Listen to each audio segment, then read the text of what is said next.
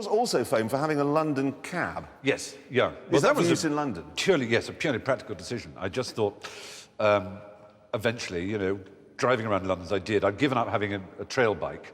I had on a motorbike? Yes, I know. It's a terrible wobbly That's something I would have paid to watch that go by. I had a cousin who was a surgeon at the, in New York, in the casualty or trauma department, as they call it.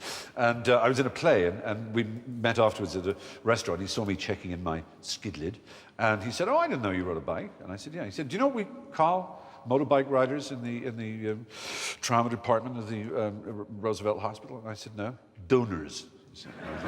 It's a bad sign, I thought. And then, weirdly, a week later, it's absolutely true, a friend of mine had an aunt who had gone into Moorfields Hospital for one of those cataract operations.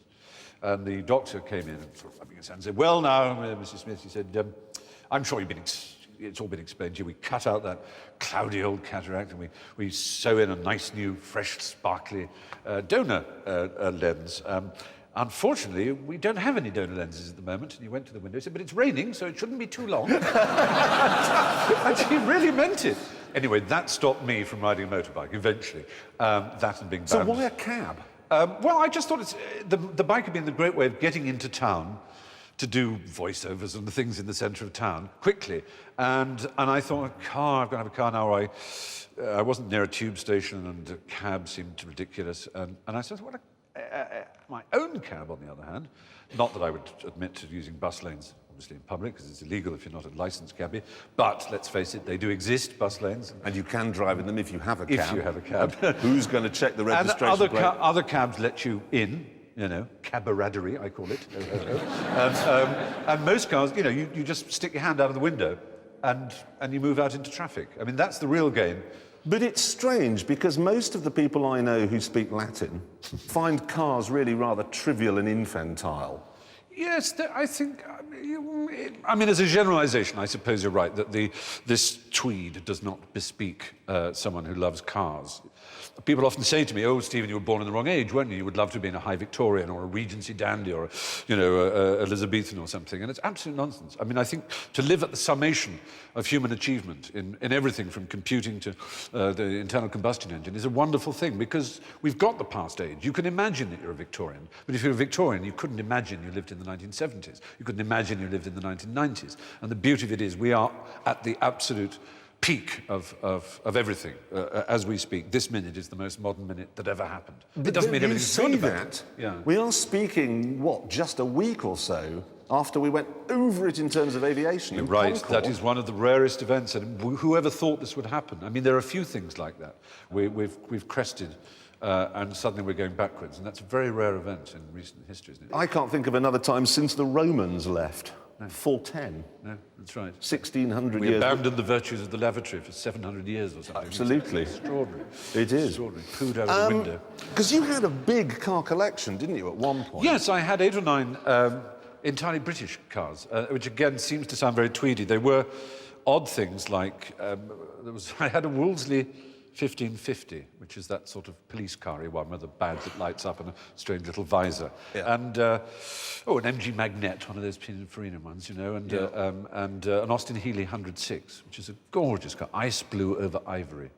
So it does sound like you're sort of hankering back to those days. You claim to be a modern man, but in actual fact... It's true. The B road, you know, it's that sort of thing, you know, Midhurst and, you know, southern counties of England going around the B roads like the Avengers or something. There is a real pleasure, a real joy emerging there. And of course you do have a taste of that because you live in Norfolk. Yes, you've written well and turgidly about Norfolk, not turgidly exactly. Well, it was just at that time, not the first time I went there, but I can remember not that long ago, driving along a main road, filled up with petrol, and I gave the bloke in the cash point my credit card. He just put it in the till. No, you're supposed to swipe it. This is the home of Lotus. It's an advanced, sophisticated county. Now, you see, that was a bad example. Look, all right. No, it's a mysterious county.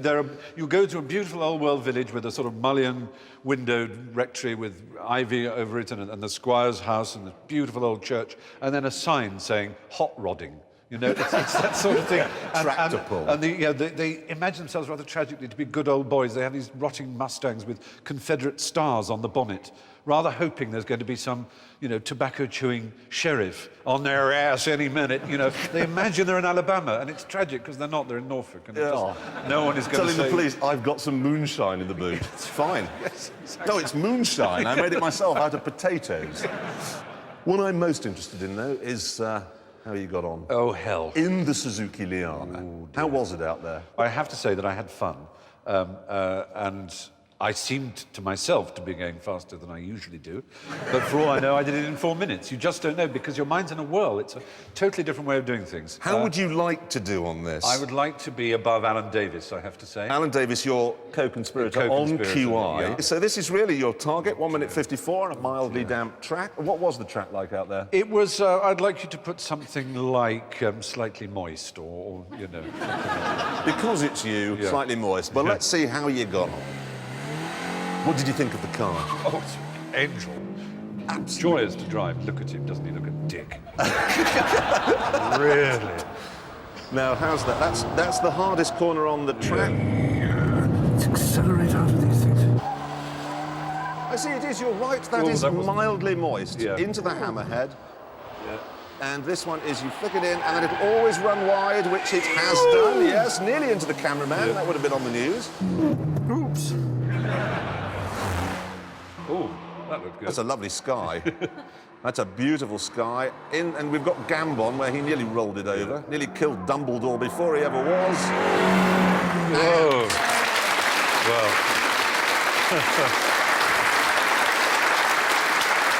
S. Fry. Oh. So I think we're all in agreement. That was mildly moist, the track.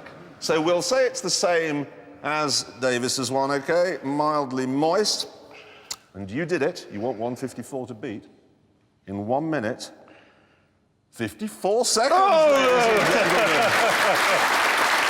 well. That is really interesting. That is far and away the most common time, isn't it? 1 minute 54 in the rain is the most common. What we say is that if it were to be dry, you would take 4 seconds off that. So you would be in the 150, or mildly damp, probably only 3 seconds, so you're slower than me. That's the most important thing. It's been absolutely fabulous having you here, Stephen. As it has for me. Ladies and gentlemen, Stephen Fry. Thank you very much.